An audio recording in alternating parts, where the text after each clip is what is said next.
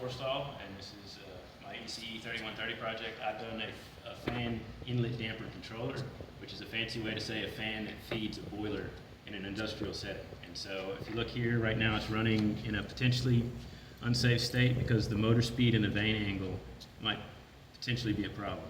And so if we increase the motor speed in this situation, well, that was decrease. We decrease, it goes green, and this is considered the standard operating, a normal operating condition, and so it's showing green. Now, if we increase the speed, it goes to full. But if we, because we weren't in a completely unsafe state, but if we change the angle just a little bit, and then up our motor speed, we go red.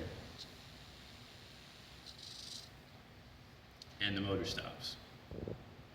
So then this is the operator is one who's responsible for it. The system will just shut itself down if it's in an unsafe mechanical state.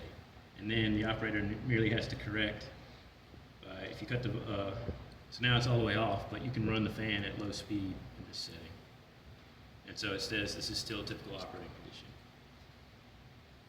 And if we up the fan speed, it'll stop. But then we back out.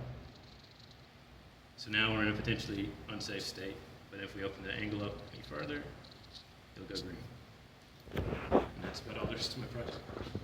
Things to mention, the way I found it to work, I've heard since that there's an internal connection, but I had to move my pulse width signal from my motor control out of pin 0 where it's being generated over to the H-bridge circuit, which is located at port B.